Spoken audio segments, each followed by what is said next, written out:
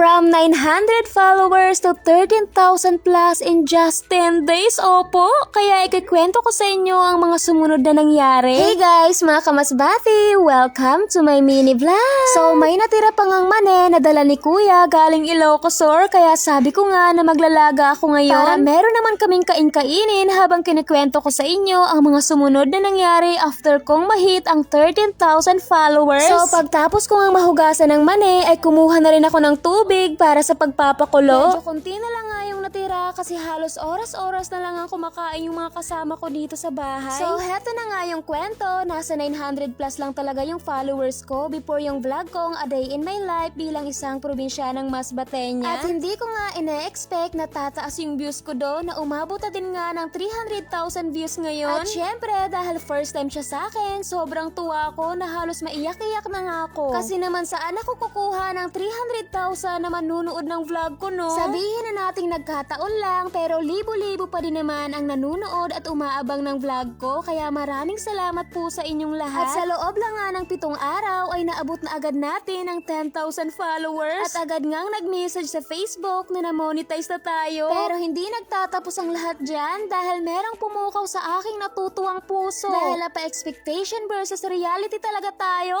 opo. Hindi pala porket na-monetize ka na, parang nanalo ka na sa loto. Hindi po ganon. Dahil mas bumaba nga ang pasahod ni Best Friend FB at alam ko na alam mo to kung isa ka na sa nagsisimulang sumahod. Pero kahit ganon ay hindi tayo susuko, no? Hindi nga tayo sumuko ng 2 taon na walang kasiguraduhan. Ito pa kaya na meron na. Pero sana lang talaga ay di muna masira tong cellphone ko kasi panayhang na talaga siya at malabo nga yung camera. Pero pagtsatsagaan nga natin to, syempre. At meron pa nga akong isisingit na kwento at para sa akin, ito yung pinakamahalaga. Meron nga sa ating mga nag-offer na mag-promote ng sugal pero di ko na ipapakita. Ang sasabihin ko lang ay base lang sa personal kong rason at paniniwala. So meron nga nag-offer sa atin na mag-promote pero tinanggihan po natin yun. Alam naman po natin na mahirap talaga ang buhay kaya kung merong opportunity na dumating na agad-agad ay paldo ka ay talagang susubukan mo. At syempre meron tayong iba't ibang rason kaya natin nagagawa yon at nire-respeto ko po yun. At para naman sa aking personal na rason at paniniwala ay hindi po natin yun magagawa. At para lang po to sa akin ha, kasi bilang isang nagbablog na maraming pwedeng makapanood sa'yo, gusto kong mabuti ang maging impluwensya ko para sa iba lalo na sa mga kabataan ngayon. Dahil para sa akin, ang tunay na paldo at paglago sa buhay ay ang paggawa ng kabutihan para sa ikabubuti ng lahat at pagsunod sa kalooban ng Diyos. Sabi nga, aanhin mo ang pansamantalang kayamanan kung mapupunta ka din naman sa kangkungan o diba naging Q&A pa. Hindi lang po kasi dapat tayo nakafocus sa pangmundong bagay dahil ang pinakamahalaga sa lahat ay ang eternal life. Kaya kahit hindi tayo pumaldo sa ngayon, baka pumaldo naman tayo soon. So shoutout nga pala kay Joby Langgedo Bilardo from Alabang, Muntinlupa City, kay Rex Campo, kay Andex Vlog, kay Drex Buaya from Mandaon, Masbate, and last kay Ray Natural. And yun lang muna. Bye!